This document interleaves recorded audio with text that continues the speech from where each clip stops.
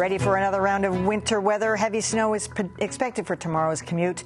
And it's not just drivers who will be battling the elements. Edgar Herwick of the WGBH Curiosity Desk met a winter cyclist who strapped on a GoPro camera to show us what it's like navigating slippery streets on just two wheels. It's one of those Boston winter mornings. You know the kind. Clear and cold. One of those mornings when even the short walk to your car looms like an Arctic odyssey. But Becca Wright won't be making that trek this morning because she's not driving to work.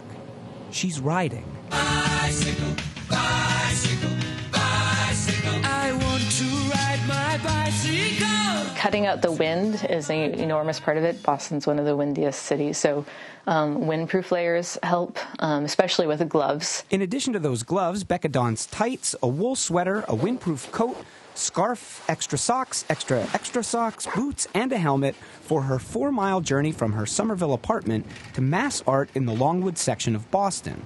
One thing she's not worried about is the cold. It's really, really easy to overheat, and especially if it kind of varies from like 20 degrees, 30 degrees, 0 degrees, and it goes back and forth. Much of the challenge of winter biking is the same as biking anytime. I just stay to the left side of the bike lane and keep 3 to 5 feet away from the parked cars to kind of reduce the possibility I could get caught by someone opening a door. But the long New England winter does present some additional problems. Even a cycle track, which is supposed to help, can provide potential hazard. There's always a little bit of ice at the start. And because this one blends so seamlessly into the sidewalk, pedestrians often wander into the path. But biking on a frigid winter morning does have its payoffs. We get a good view, and there's nice light. The tranquility of Harvard Bridge is short-lived, however, as Becca plunges headlong into downtown Boston. To kind of watch for cars in front of me, and also there's a lot of potholes. And winter conditions can force Wright to alter her route. Today, she skips the usually safer paths around the Fens due to ice, and instead takes heavily trafficked Huntington Avenue. But this busiest stretch is Wright's final one, and just like that, it's all over. Safely off the roads, all that's left for Wright to do is lock up her bike, head inside, shed a few layers, and cool down as her workday heats up. It's not that crazy. Biking in winter is just like walking in winter, driving in winter. You have to get pretty dressed up to wait for a bus or to walk, and it really isn't much more complicated than that. And by the looks of it, even on this bitter cold morning, she's not alone out there.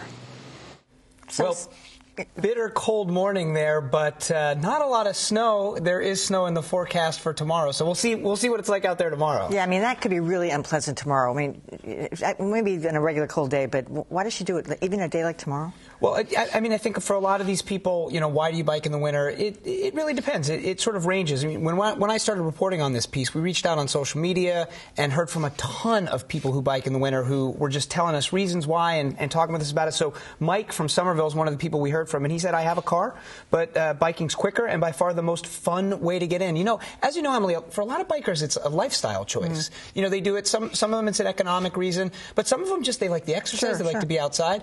And most of them that I talk to say that in the wintertime, it's not really that much worse most days. Okay, is there special equipment for the winter, like, say, snow tires? Yeah, there's a huge debate about whether you need snow tires or not on your bike, just like there are in cars, right? So Brett from Boston said many cyclists, himself included, have a winter beater, as they call them, a bike that they ride in the winter. Those bikes are about traction control, stability rather than speed. So most people, because the bikes can really get pretty heavily damaged through the winter. The salt that goes on the roads can corrode the bikes. If you have a lot of gears on the bike, they can get mucked up in the wintertime. So simpler bikes for the wintertime, and there's that debate about should we have studded tires or not. You know, I was thinking about this because motorcyclists, for the most part, put them away for the winter. You know, that's right. The occasional beautiful Saturday, they might pull one out, but largely because it's a safety issue. Yes, it's cold, but it's a safety issue. Don't bicyclists have the same? They do on some level. I mean, biking in winter can definitely be a little bit more unsafe, as you can expect on a snowy day. The roads are plowed, but sometimes the bike lanes are not plowed as well. Sometimes the snow and ice can linger there longer.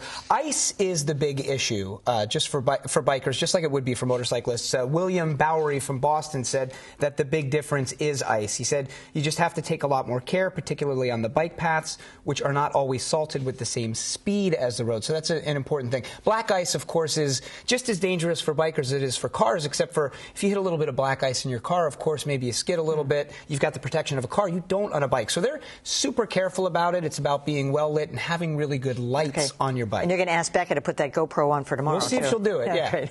All right, Edgar, thanks so much.